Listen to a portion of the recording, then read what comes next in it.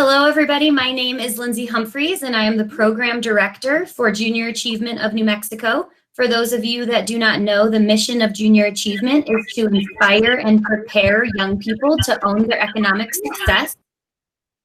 Thank you so much for joining our virtual career speaker series. We are going to be doing this series once a week on Wednesdays at 1 o'clock, and we will highlight business professionals, entrepreneurs, and innovative thinkers from a variety of industries. But before we get started in today's event, I want to go over a couple of our virtual meeting etiquette reminders. So the first reminder for you is that if for some reason your students or your participants were not able to join the call today, this will be uploaded and the recording will be on our YouTube channel. And so that link will be coming to you after the presentation. And then also for our records, if you could please do us a favor and type your first and last name into the chat box. It is up in the right-hand corner where it looks like there's a little dialog box. That will help us keep our records straight. And then for teachers who have students on the call, if you could just say your name and how many students you have on the call with you, that would be helpful. During the presentation, all of our mics should be muted. And then if you have questions in that moment, you can either type them into the chat box and Patricia St. Lo will be facilitating that part of the discussion. And the other part of that is if you have questions, you can also type them into the chat box or just jot them down and we'll get to them later in the event. So we are so excited to welcome Coach Paul Weir, the head coach for UNM's men basketball team. And I will pass it over to you, Coach Weir. Thank you. Can you hear me good? Yes. We're good? Cool. Hello, everybody. I know there's some classrooms here, too. Thank you, everybody, for coming on. This seems like an amazing venture and organization to kind of help youth. I wish there was things like this going on when I was in school. I'm going to talk a little bit about what it was like when I was your age. I spoke to a group yesterday called the Young Professionals of Albuquerque. They were all 40 and under. You guys are mostly, or who I'm trying to talk to, are the 6th to 12th graders. I'm 41 now, so you guys are making me feel a little older, but this is awesome. I'm so excited for you at this stage of your lives, the things that are in front of you. There is some differences. I thought a little bit about the difference between a 6th grader and a 12th grader, and I'm sure there are some big changes that go on in those years. At your age, I probably wasn't really ready for a talk like this, so I'm trying to think about what I would have heard when I was that age. I was a little bit too into sports and friends and girls and things back then, and I was the one probably leaning in the back when these things were going on. So if you're one of those people and you're leaning in the back going, I don't know what this guy's about, hang in there. Trust me, I'll go as quick as I can and give you as much kind of information that you guys will have some time to think about. As it was introduced, my name is Paul Weir. I am the basketball coach here for the New Mexico Lobos. It's basically the most awesome job in the world. I've been coaching college for 16 years now. Before that, I coached high school. So I'm going into about my 20th year of coaching basketball. I have a wife who's from the state of New Mexico, and I have 2 little boys as well back at my house. And my family takes up all the time really in my life outside of my work. I've also started teaching a class. I teach a class here at UNM in the Anderson School, and that's been a really fascinating experience as well. And eventually I'll get into some academics, but I've spent a lot of my life in a classroom. I've been in class and taking classes most of my life. For the first half, I probably didn't enjoy it, but for this last half, it's been absolutely amazing. I'll get into maybe some work habits and things later if you guys have some question. I know those were some things I was supposed to kind of talk about, but I really just want to kind of get as much off my chest as I can for you to kind of marinate and think about and reflect. And then if any of you guys have any questions, I'd be obviously more than glad to answer them kind of towards the end. Again, I spoke to a group yesterday, and there's some things I am going to share with you that I shared with them as well. If I had to look at what got me where I'm at today, and if there was one recommendation I give to either my own boys, the players on my team, or anyone probably around your age, I would just say if you want to succeed at something, you have to work hard. And that's not the sexy answer. That's not the answer a lot of people want to hear. They want to hear about a quick fix. They want to hear about a magic pill. They want to know how they can do something right away without having to put the work into it. But the reality is, if you want to succeed at something, and at anything, it's not just sports, you have to put in the work. Tiger Woods is an amazing golfer, and a lot of people think, he's a genius or he was born that way. But Tiger Woods was playing in tournaments when he was 2 years old. If you go to tennis, the Williams sisters, Serena and Venus, are tremendous women's tennis players. Again, you might think, well, they're just great at it. They were playing tennis at 4 years old. Mozart, who's an amazing musician, and obviously everybody has probably heard of Mozart and the genius that people thought he was. It's been estimated that he practiced over 3,500 hours before he was even 6 years old. There's a study on expert performance by Ericsson. It's one of the most extensive studies on basically the best of the best that's ever been done across all kinds of different things: sports, music, school. And basically what this study did, they went and they looked at all the best people, the medium people, and then the low level. Hey, are the high achievers in school because their parents were high achievers, or was a high achiever in music because of a certain income level you would come from, or race, or whatever? And really they found out the number one thing was practice. That was all it was. The best musician in a high school band was the person that practiced the most. The best math student in a math class was the person that studied math the most. And it really just came down to work. So if there's one thing you take away from today, from me to you young people out there, just work hard. If you want to do something and you want to do it well, you have to practice. You have to work for it. There is no quick fix. There is no corner you can cut. It might work for a day. It might work for a little bit. But in the long run, work is really what's going to kind of get you there. There's a lot of things out there that might try and get you away from that. But please, if there's one thing, I would say it would be work. I've thought a little bit what to tell you next. There's a lot I tell older people. I speak to a lot of groups, particularly professionals and people my age, and things I can kind of give you. But if I take myself back and I think about sitting in your seat right now, there's one thing I never knew about when I was your age, and it was something that I and our team right now would call the process. In education, they call it a growth mindset. If I could pass anything on to you that I never had an opportunity of someone to tell me, would be to adopt a growth mindset and embracing the process. And what that really means is you shift your mind from just focusing on results and just really focusing on getting better. Don't worry about getting an A in math. Worry about getting better at math. Because if you don't get the A in math, which I never did, I would get a C or a B or a D, and I started telling myself, I suck at math. I'm not very good. And unfortunately, that happened to me a lot in school. And when I was back in your age, I was not a very good student. And at the time, I thought it was because I wasn't very smart and I wasn't a very good student. But as I got older, I realized that really wasn't the case. I could have been a good student. I had just been told I wasn't a good student. And then eventually I believed I wasn't a good student. So then what do you start doing? You start moving your way back in the chairs, right? By the end, I'm sitting in the back of the class and you're not asking questions and you're embarrassed to get called on, and then you resist it. And then you're like, well, this class is dumb, or I don't need it. And it just keeps cycling and cycling and cycling. And it's unfortunate, because if I didn't look at school that way, that my friends would call me dumb or my parents would say I wasn't good enough or whatever it was, because everyone was focused kind of on the result. And I'm just using class as an example. This can happen in anything. You might try out for a sport right now, and maybe you want to make the soccer team or the baseball team or the football team. And maybe you go out there and maybe you're just not very good at it. You're not where you would want to be. That doesn't mean you can't be. You might come home from practice or tryouts and your parents or your friends are going to say, oh, you're not very good. You suck. You're not going to make the team. Or why do you do that? that's worried again about like the result instead of, hey, you might not be very good at this right now, but we can get better at it. What happens if you practice? What happens if you improve on it? Where could you be?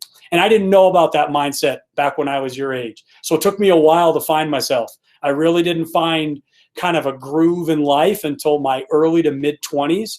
And it was because my years of being your age, I struggled. I struggled with my confidence. I struggled with just friends and parents and people always kind of making fun of me about this or making fun of me about that. I love sports. I love my friends. I loved girls and things like that. And I felt confident in those areas. So if we went to go play sports or we were all going to go to a party or there was a high school dance, man, I was awesome. I was excited. I was confident. I was ready to go. But in other areas, maybe sports I didn't know how to do, or instruments I didn't know how to play, or classes I wasn't very comfortable with, I shied away from them. And it really retarded my development. It slowed me down being where I wanted to be and when I wanted to be there. So I would say the second thing after working really hard would be adopt a growth mindset. Embrace the process. Don't worry about your results right now. Now, look, if you're a high achiever and you get A's in something and you're in grade in something, go for it. So I'm not speaking to you guys saying, hey, take the pedal off the gas there. I'm speaking to a lot of you other ones where just start to embrace little victories. If you're trying to lose weight, the worst thing you want to do is look in the mirror every day, because you're going to have a day you look in the mirror and go, man, I'm not losing the weight I want. But a process-oriented person would say, you know what? All I'm going to start doing now is, giving up soda, and all I'm going to do is drink water. And that's a win. At the end of the day, you go, you know what? All I did was drink water today. I never drank soda. I never drank juices or sugary drinks. All I drank was water today. So at the end of the day, you feel like you won. But if at the end of the first day you go and look in front of the mirror and go, geez, I haven't lost any weight yet, you're going to get too caught up in that result and not kind of embracing the process along the way. In the military, they make when you wake up in the morning, you make your bed. And that's something that I try and do. I try and tell people I know, because the first thing you do when you wake up, you make your bed, you feel like you just accomplished something. And I think if you look at all the things you're trying to tackle in life, guys, it might be a class, it might be a relationship that isn't very good in your life with family or friends or whatever. You just have to look at it as a process. Don't look at it as, hey, me and this person aren't friends anymore. We have to be enemies. It's not going to work. The next day, you're not going to be best friends again. Maybe it's just going up saying, you know what? I'm just going to adopt a growth process, a growth mindset, or a process, and say, I'm just going to break the ice. Hey, by the way, I'm sorry for what happened last week. And maybe it doesn't go very well, but it's a step kind of in that direction. Okay. It's really hard to do this. It was hard for me. I had immigrant parents and everything was black and white. You passed or you failed. You're successful or you're not. You make money or you don't. You're a good father or a bad father. I could go on and on and on. But it's hard to live life like that. It's very hard to always live up to those expectations and be successful. Sometimes you got to take a step back and just kind of inch your way towards things and embrace just being the best you can be right now and today, and kind of taking it from there. Okay. Last one. So I've given you two things so far. The last one, and I'm going to borrow a term from education. It's by an author called Duckworth, is grit. Okay. Grit really means kind of perseverance, the long-term perseverance towards a goal. And it's very hard. It's very hard for you right now, way more than it is me kind of when I was growing up. I texted our team last night. I have a group chat with all our players, and I sent them a quote last night. You're closer than you think. You're closer than you think. You are. You just have to keep going.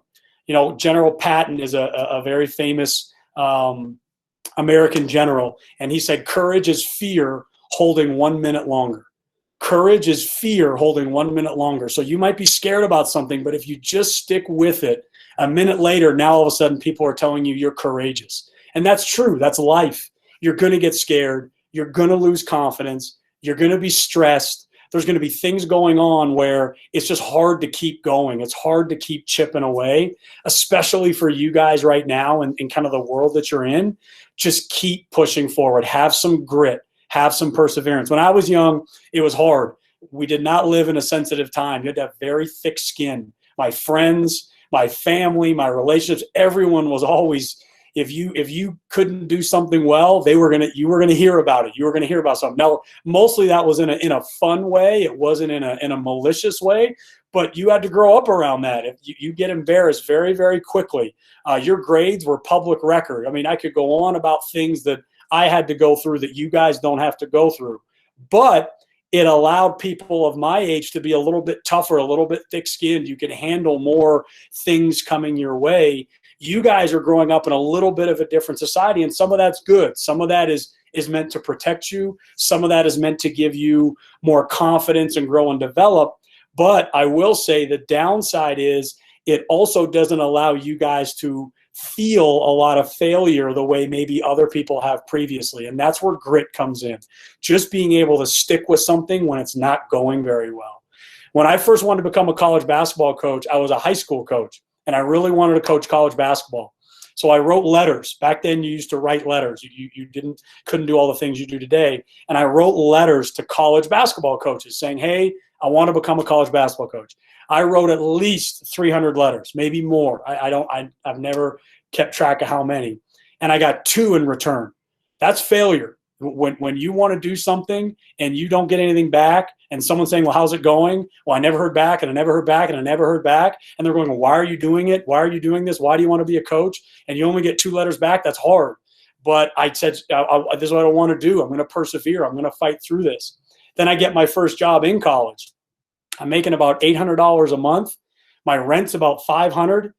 You guys are old enough to do the math on that. It's not very fun. So I got friends that I went to high school with or college with or family members, and they're making money and they're buying cars and they're doing this and they're doing that. And I'm sitting here going, geez, do I really want to do this?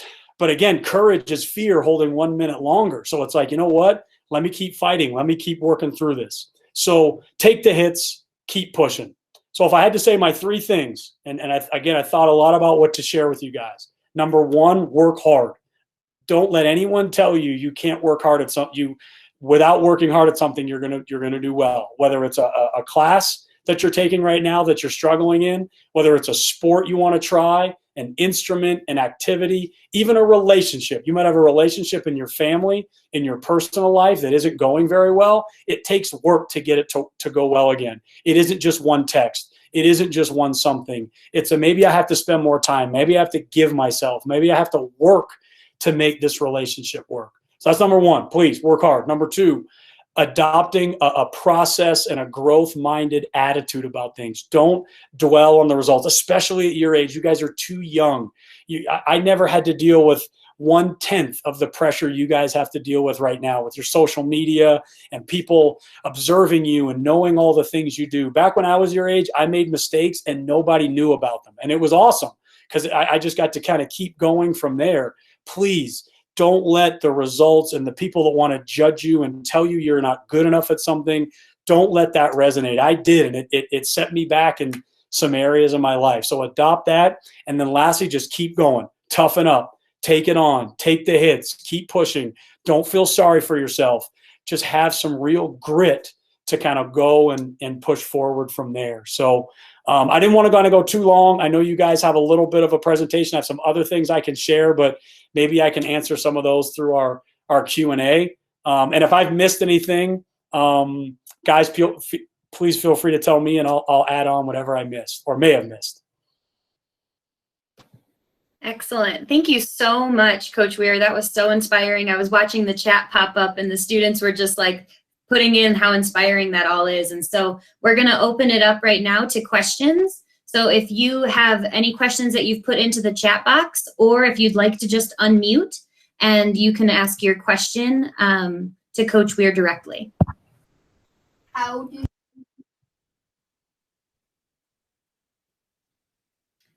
Eddie, I think you're trying to talk. Can you unmute? I currently have 18 players on our team. So I'm coaching, obviously, those young men. And then I have about another 6 or 7 adults that kind of work in our organization that work directly for me. And then in addition to that, probably about another 6 or 7 people that maybe don't directly report to me, but work with me in some kind of a capacity. So on average, between players and staff, I'm between 25 and 30 people. Wow. Hi, Coach Weir.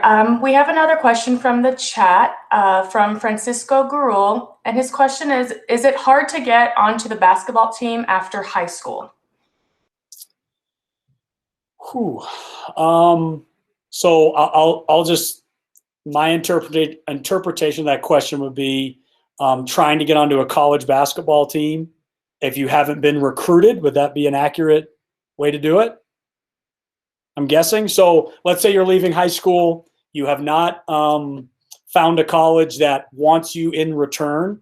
What we do here, and I don't know if all colleges do it, is we have open tryouts. This will be the first fall, mostly because of the COVID and where we're at with health and regulations. But every other fall I've been here, we've had open tryouts. So we've opened them up to students at UNM to come and try out. And 2 of the 3 years we've done them, we have taken players from those tryouts to kind of join our team. So if you're going to a school and maybe that college coach hasn't recruited you, I would maybe reach out, say, Coach, are you ever going to have tryouts? I'd love to be a member of the team, and just train and give yourself the best opportunity you can for, if you do get that opportunity, to see if you can make the basketball team. Thank you. And Marcelo Hernandez wants to know what or who motivated you to be a coach? I actually fell into coaching. So because I was not I think I talked about it. It took me a while to find my confidence academically. So as a student, I was an average elementary school student, average high school student, and average beginning of college student. Towards the end of my college and then forward, I've loved school. I love reading. I walk into a classroom, I'm smiling, I'm excited. I can't wait to learn. And I embraced it. I embraced the process of learning.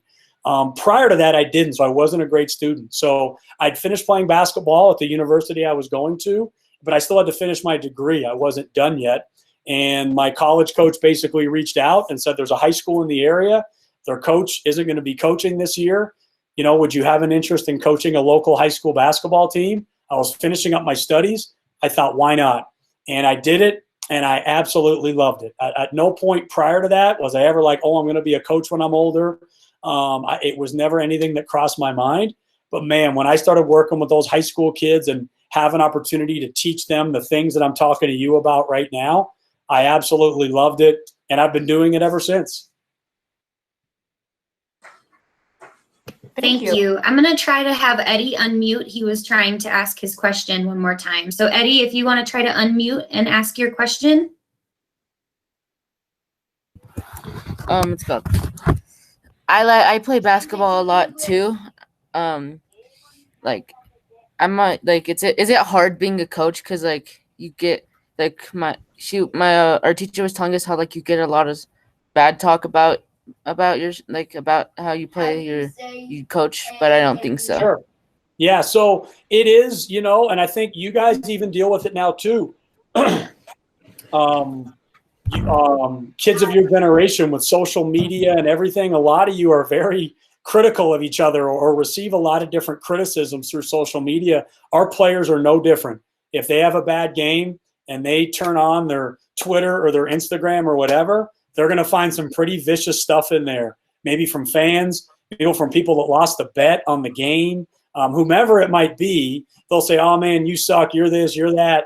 And that's really who I feel for the most. I get that, but that's part of anything. When you get older and you're kind of responsible for something, you're going to take criticisms for whatever it is you happen to do, whether you're a teacher, a coach, a business person, a politician, whatever you want to get into, you're going to have to be ready when you get older to receive those criticisms. But at your guys' age, kind of like I said earlier, you guys are still young and you're probably not ready for a lot of that. And I'm lucky because I grew up in an era where you didn't have to deal with that at 15, 16, 17, 18. But nowadays, it's more the players I'm worried about and giving them the emotional support, the mental health awareness of things that they can, tools they can use to handle these things. So that's my concern more than myself is our players and young people dealing with the criticisms that are kind of out there in the world. Thank you. Excellent. Thank you. Oh, and there's just a few more questions. Aaron wanted to know, how old were you when you wrote the 300 letters? And do you remember how you kept your head up through that process of not hearing from 298 people? Yeah, I was 21 or 2, give or take. So it took a long time because I at the time, I'll go back a step. When I was coaching the high school team, I loved being in the high school. I got to know the principal really well, the athletic director really well, the football coach really well. And I was finishing up my degree, and they were like, Coach, why don't you come work here? And I thought, man, that'd be awesome. I'd love to be a high school teacher. This is a cool job. I loved going to work every day. I loved working with kids. I loved being around other adults that kind of had the same philosophies of education. So what I had to do back then, again, the internet is an amazing tool now, was find out who had educational programs. So that was step one. I had to take the time to find an educational program, make sure I could even get into school there, one, then find the basketball coach, then find his information, then find a staff directory somewhere, then find a mailing address, do the letter, put it in the mail, send it out. So those letters were probably sent over a period of 12 months. And, you'd send out maybe my first 20 letters and think, okay, like, let's hang around. And after a month, you get no responses. So I was like, okay, I've got to go find some more. And then you start going state by state and region by region. And it was a long time. It was very difficult. There was a lot of times I was thinking, man, maybe I should just find something else. It's just not meant to be. But like I said, courage is fear just 1 minute longer.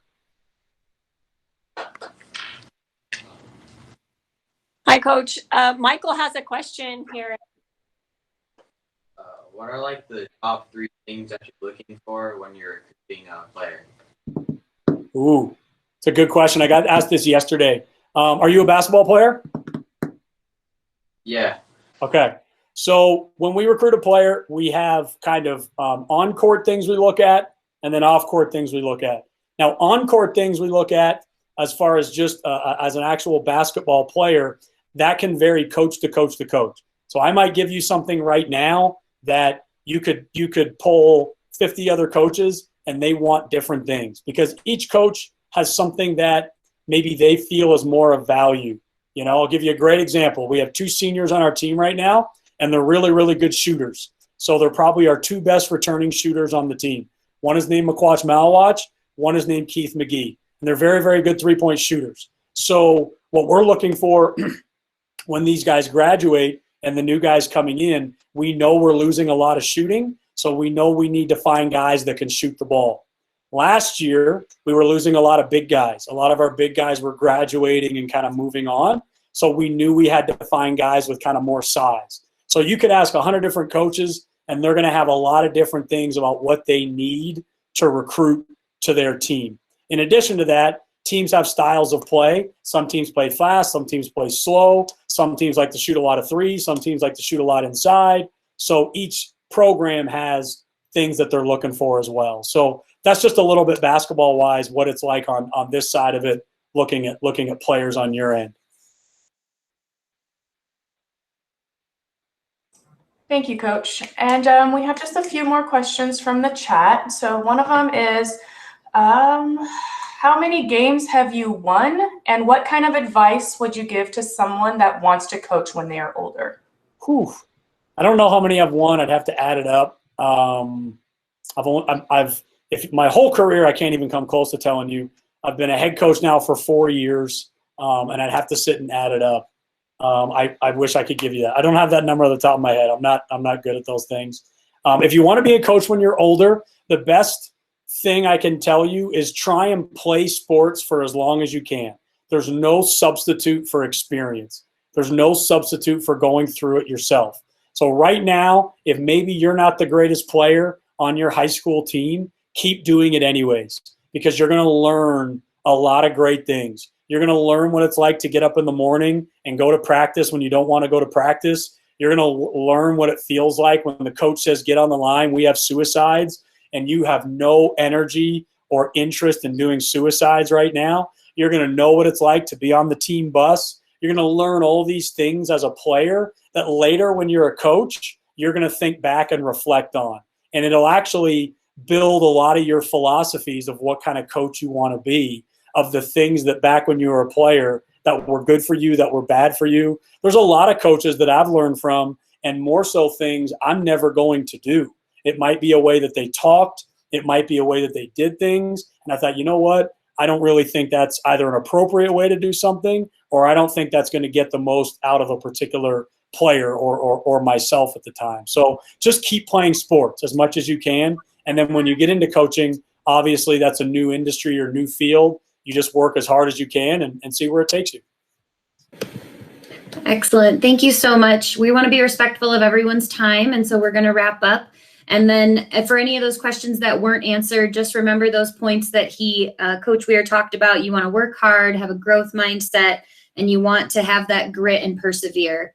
So thank you all so much for participating today. But before we log off, I just want to have a chance to tell you that we are going to have our survey that comes out after this presentation is over. And if the students participate in the survey and complete the survey, you will get entered into a drawing to win a gift card.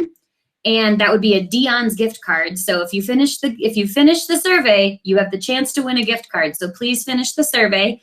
That will be coming to you either tonight or tomorrow morning. And then we will be choosing our winners on Tuesday, September 8th, after Labor Day. And so lastly, before we get off, we are going to remind you to sign up for these every week. So next week we have Katie Sobel and Chanel Weiss from the New Mexico United and Somos Unidos Foundation. So please look for that link, and we will have that registration available for you. So thank you all so much for joining us today, and we look forward to seeing you all next week.